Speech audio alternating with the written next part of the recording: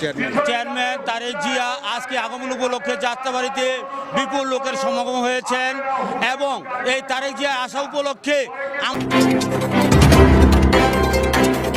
আমাদের সবার মনে আজকে আনন্দ উল্লাস এবং 63 নম্বর ওয়ার্ড বিএনপির পক্ষ এবং পশ্চিমপাড়া ইউনিটের সভাপতি হিসাবে আমি মিতু বশির রহমান মিতু সবাইকে আন্তরিক মোবারকবাদ ও শুভেচ্ছা জানাচ্ছি এবং তারেক জিয়া আগমন উপলক্ষে এবং বাংলাদেশের জাতীয়বাদী দল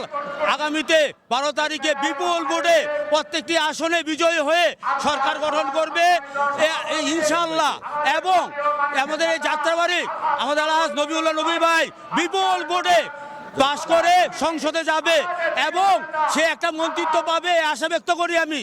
এবং সবাই মিলে আমরা একসাথে কাজ করতেছি আমাদের মধ্যে কোনো বিভেদ নাই সবাই একসাথে কাঁধে কাঁধ মিলে একসাথে ডোর টু ডোর ঘরে টু ঘরে গিয়ে আমরা ভোট চাচ্ছি এবং ভোট কেন্দ্রে সবাইকে নিয়ে আসবো ইনশাআল্লাহ এই বলে আমার বক্তব্য শেষ করছি। আসসালামু আলাইকুম।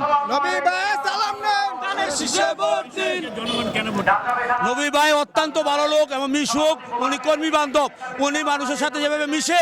অন্য কোনো নেতা এভাবে মিশে না অন্যান্য নেতারা আমাদেরকে যেভাবে অত্যাচার করেছে সেইভাবে না নবী ভাই অত্যন্ত ভালো লোক এবং বিচক্ষণ লোক উনি মানুষের সাথে এবং কর্মী বান্ধব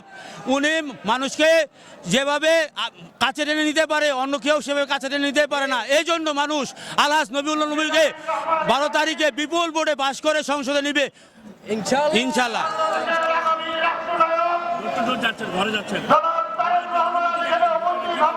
ভোটারদের উপস্থিতি আসবে ইনশাআল্লাহ অনেক ব্যাপক